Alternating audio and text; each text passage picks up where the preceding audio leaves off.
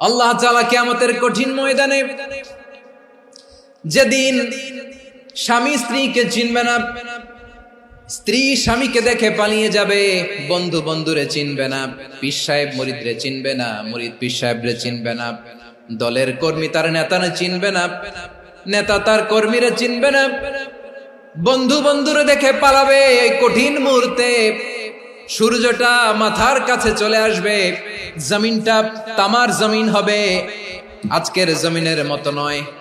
মানুষ ঘর্মাক্ত, ক্লান্ত, শ্রান্ত মাথার মগজগুলো কানের ছিদ্র আর নাকের ছিদ্র দিয়ে বেয়ে বেয়ে পড়বে।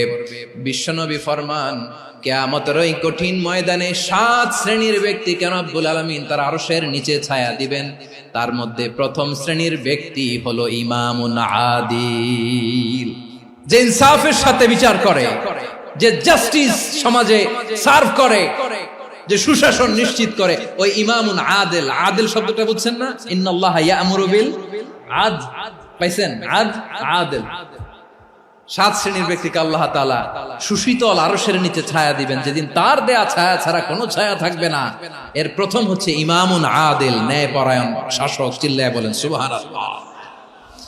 আবার বিশ্বনবী বললেন, ইন্নাল মুকসিতিনা ইনদাল্লাহি আলা মানাবিরা মিন নূর আন ইয়ামিনির রহমান। কিয়ামতের দিন যারা ন্যায় পরায়ণ হিসেবে আল্লাহর সামনে দাঁড়াবে, কিয়ামতের দিন রব্বুল আলামিন তার আরশের ডান দিকে ওই ন্যায় পরায়ণ লোকদের জন্য আরশের ডান দিকে একটা নূরের মিম্বারে তাদেরকে বসার সুযোগ করে দিবে।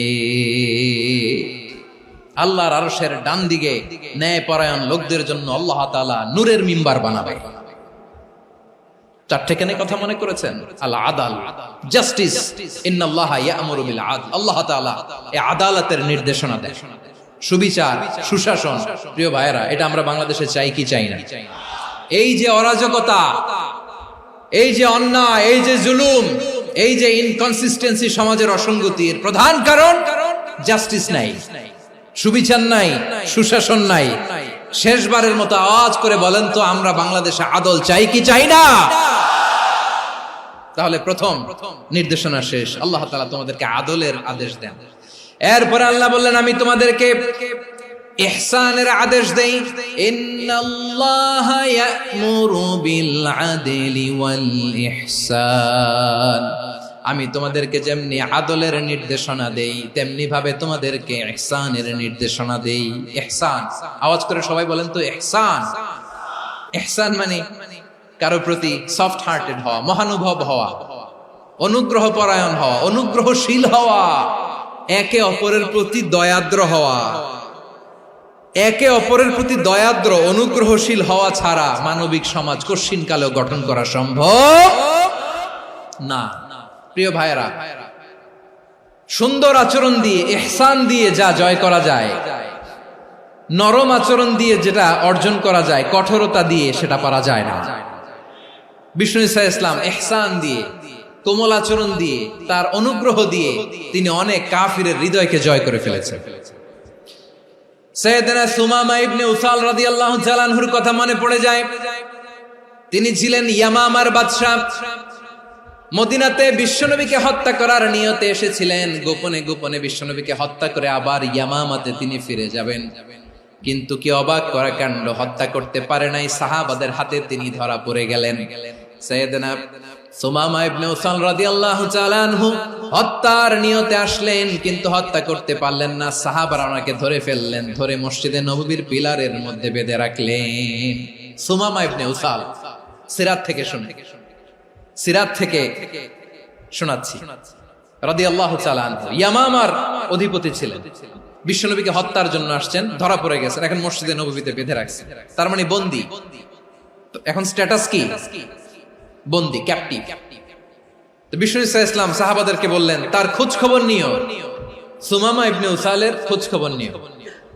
সাহাবার বলেন, ইয়া রাসূলুল্লাহ, আপনাকে হত্যা করতে এসেছে, তার তো কঠিন ক্যাপিটাল পানিশমেন্ট হওয়া দরকার, কঠিন শাস্তি হওয়া দরকার। বিশ্বনবী বললেন, না, আমি যেটা জানি তোমরা সেটা জানো না, তোমরা সুমামার সাথে ভালো আচরণ করো। বিশ্বনবী সুমামার কাছে গেলেন। প্রথম দিন যে তিনি কালেমার দাওয়াত দিলেন, ইমানের দাওয়াত দিলেন, ইসলামের দাওয়াত দিলেন, রিসালাতের দাওয়াত দিলেন, আখিরাতের দাওয়াত দিলেন। পরের দিন যে বিশ্বনবী সালাতের দাওয়াত দিলেন, যাকাতের দাওয়াত দিলেন, ইসলাম কি, কিভাবে, কেমন করে পালন করতে হয় চমৎকার আর্টিকুলেট করতে শুরু করলেন। তন্ময় হয়ে সুমামা ইবনে উসাল রাদিয়াল্লাহু তাআলা আনহু বিশ্বনবীর কথাগুলো শুনতে আরম্ভ করলো। একদিন নয়, 2 দিন নয়, টানা 3 দিন বিশ্বনবী সুমামার কাছে ইসলামকে প্রেজেন্ট করেছেন, উপস্থাপন করেছেন। আওয়াজ করে বলেন, কয় দিন? 3 দিন। 3 দিন মসজিদে নববীতে বাধা। আর সাহাবীদেরকে বললেন, তার খোঁজ খবর নিও, তোমরা যে রুটি বানাও এর মধ্যে সবচেয়ে ভালো আটার রুটিটা তারে দিও, সবচেয়ে রিফাইন্ড খেজুর, যেটা পিওর খেজুর, এটা তারে দিও। আর বিশ্বনবী নিজের উট থেকে দুধ দহন করে ওনার বাড়ির এক কর্মচারীকে বলেছেন, দুধ দহন করে সুমামার জন্য নিয়ে যেও। সুবহানাল্লাহ পড়বেন না? সবাই তো অবাক, ইয়ামামা থেকে আসছে নবীকে হত্যা করতে, বিশ্বনবী দেখে তারে জামাই আদর করে। একদিন নয়, 2 দিন নয়, টানা 3 দিন বিশ্বনবী এভাবে সুমামার কাছে যেয়ে ইসলামকে প্রেজেন্ট করতে আরম্ভ করলেন, ইসলামকে উপস্থাপন করতে শুরু করলেন। আর তাকে চমৎকার এন্টারটেইনমেন্ট, আপ্যায়ন দিতে আরম্ভ করলেন। টানা 3 দিন যখন ইসলামের দ্য বিউটিজ অফ ইসলাম, ইসলামের সুমহান বাণী, সৌন্দর্য তার কাছে উপস্থাপন শেষ, তাকে আপ্যায়ন শেষ, বিশ্বনবী বললেন সাহাবাদেরকে, যাও এবার সুমামার হাতের পায়ের রশি দুটো খুলে দাও। সাহাবারা তর্ক জুড়ে দিলেন, লা ইয়া রাসূলুল্লাহ, এমনটা করবেন না তো, ভয়ঙ্কর ভয়ঙ্কর খুনি, কি জানি কি হয়ে যায়। বিশ্বনবী বললেন, না, তার হাতে পায়ের রশিগুলো খুলে দাও। সাহাবারা বিশ্বনবীর কথা মতো তার হাতে পায়ের রশিগুলো খুলে দিল। সুমামা মুহূর্তের মধ্যে মসজিদে নববী থেকে বের হয়, ইয়ামামায় ফিরে না যে মসজিদে নববীর পাশে একটা খেজুর বাগান ছিল, সেখানে চলে গেলেন। সেখানে একটা ছোট্ট কুয়া ছিল, কুয়ার পানি দিয়ে তিনি গোসল করলেন। সুবহানাল্লাহ পড়েন। কুয়ার পানি দিয়ে গোসল করে মসজিদে নববীর সামনে এসে বিশ্বনবী এবং সাহাবাদের সামনে দাঁড়িয়ে সাব্বাবা উঁচু করে বললেন, আশহাদু আল্লা ইলাহা ইল্লাল্লাহ ওয়া আশহাদু আন্না মুহাম্মাদান আবদুহু ওয়া রাসূলুহু। আমি সাক্ষ্য দিচ্ছি আল্লাহ ছাড়া কোনো ইলাহ নাই, আর মুহাম্মদ আল্লাহ তাআলার প্রেরিত বান্দা এবং রাসূল। প্রিয় ভাইয়েরা, ইহসান দিয়ে যা জয় করা যায়, কঠোরতা দিয়ে সেটা কঠিনকালেও জয় করা যায় না। আওয়াজ করে বলেন, ঠিক কি না? এবার সুমামা দাঁড়িয়ে বলে, ওগো নবী, আমি তো কালিমা পড়ে মুসলমান হয়ে গেলাম, এবার শোনেন, এই মুহূর্তের আগে আপনার চেহারার চাইতে নিকৃষ্ট কোনো চেহারা আমার কাছে ছিল না, কিন্তু শাহাদা পাঠ করার পরে আপনার চেহারার চাইতে উত্তম শ্রেষ্ঠ কোনো চেহারা আমার কাছে আর নাই।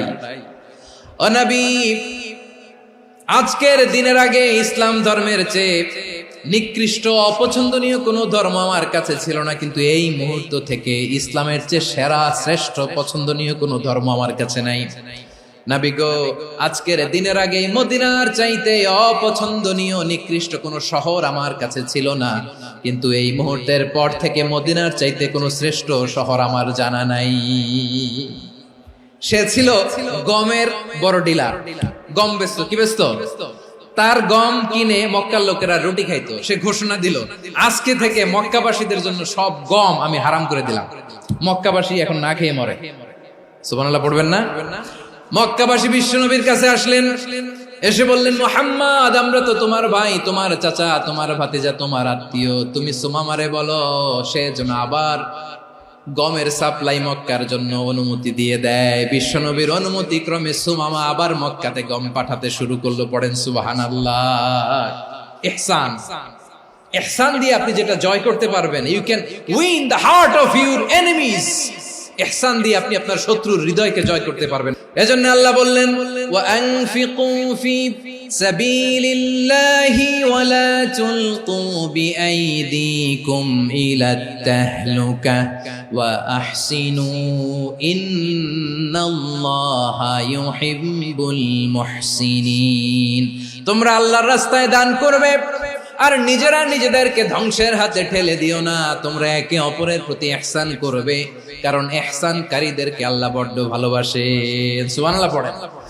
আবার সূরা রহমান আল্লাহ বললেন, হাল জাযাউল ইহসানি ইল্লাল ইহসান ফাবিআইয়ি আলা, সবাই পড়েন ফাবিআইয়ি আলাই রাব্বিকুমা তুকাযযিবান।